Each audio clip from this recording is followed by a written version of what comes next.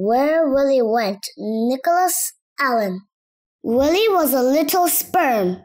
He lived inside Mr. Browne just here. He lived with 300 million other sperm, and they all lived in Mr. Browne at the same address. At school, Willy wasn't very good at sums, but he was very good at swimming. So was Butch. Soon it would be time for the great swimming race. Willy practiced every day, but so did all the other 300 million sperm.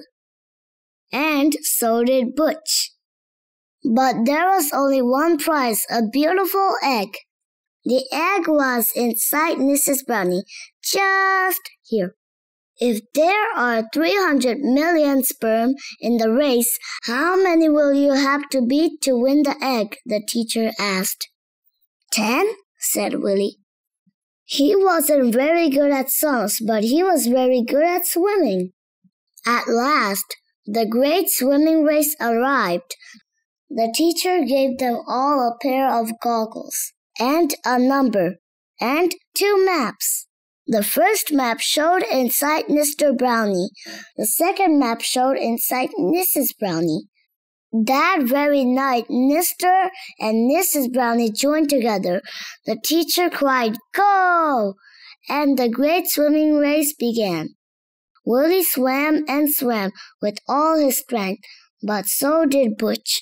Butch was catching up. How much further did Willy have to go? Willy swam as if his life depended on it, yet so did Butch. He didn't know.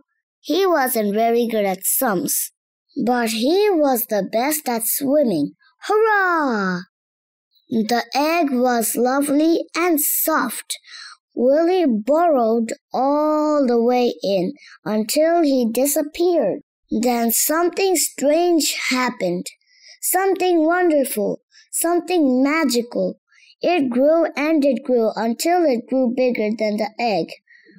Something inside began to grow.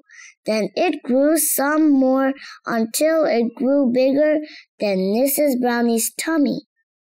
So Mrs. Browne's tummy grew bigger instead. It grew and it grew, and it grew until the baby was born. It was a little girl. They called her Edna. But where had little Willy gone? Who knows? But when Edna grew into a little girl and went to school, she found she wasn't very good at sums, but she was very good at swimming.